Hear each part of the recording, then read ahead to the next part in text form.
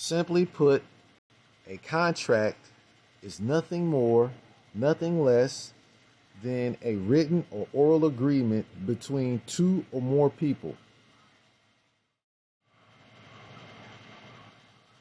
It doesn't matter whether you've read the contract or not.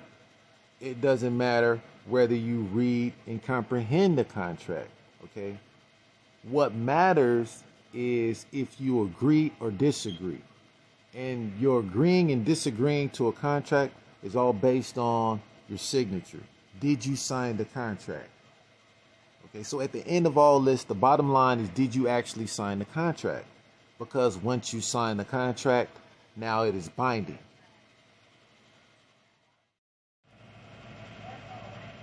Okay, so a contract is nothing without a signature. Okay, so a signature is just like you shaking hands. Once you shake your hands, that means, once you shake someone's hand, that means that you agree with everything that was stipulated in that contract. That also means that you accept the consequences and everything that's associated with that contract. Okay, so now the contract is binding. And when a contract is binding, that means you're obligated. That means you have a responsibility, okay? And there's a right way and a wrong way to get out of this contract.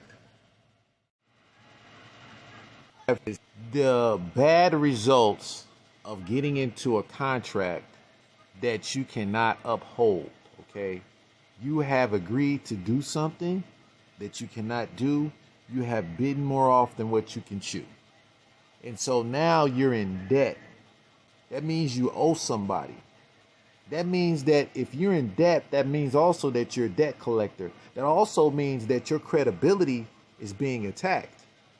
Okay? In some cases, if it goes all the way south, you can pretty much ruin your whole credibility in the area, right? You know, there's different types of credibility, and when you don't own up to something that you have agreed to, you lose credit. And sometimes you lose your whole credibility in the situation. So here are the results. Now you're in debt.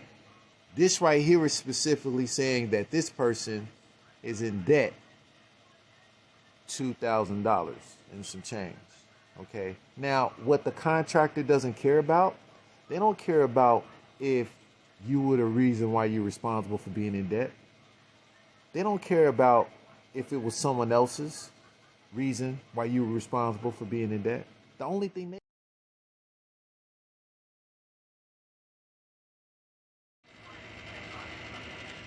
thing that they care about is the fact that the contract was not fulfilled.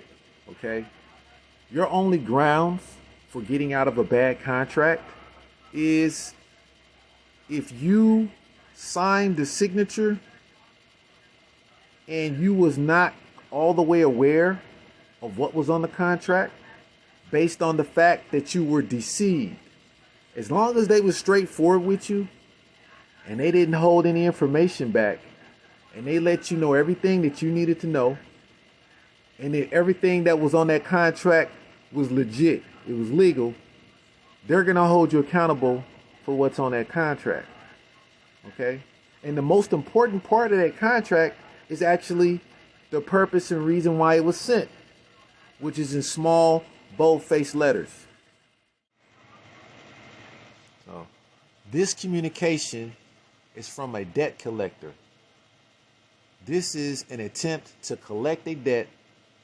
Any information obtained will be used for that purpose.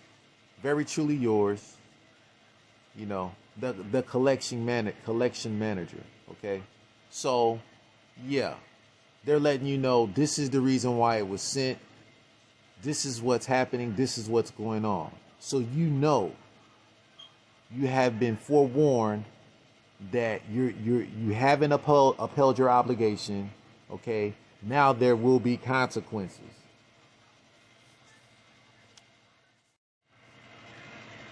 Okay, so there are serious things that take place when one fails to uphold his or her end of the bargain. Okay? Giving your word to someone should never be taken lightly. You should take your word serious. The more you take your word serious, the more others will take your word serious. Now, how important is this principle when it comes to business? It's important, but it's even more important when it comes to life, right? Because see, you first start off by learning to uphold small contracts.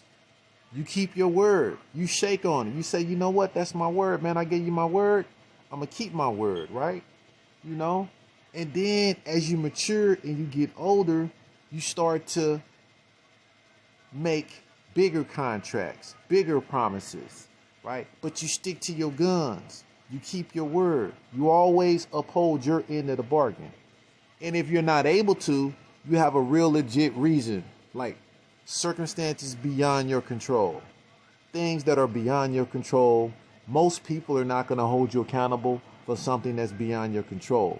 But it's a difference between like willingly choosing not to uphold your end of a bargain, right? And actually putting forth that effort, but shit happens. So this is what happens to many people, okay, who get themselves involved in things that they shouldn't get themselves involved in, right? And they make contracts with people and they don't keep up their end of the bargain. Okay, this is not something to take lightly. This is not something to play with. Keep your fucking word, man.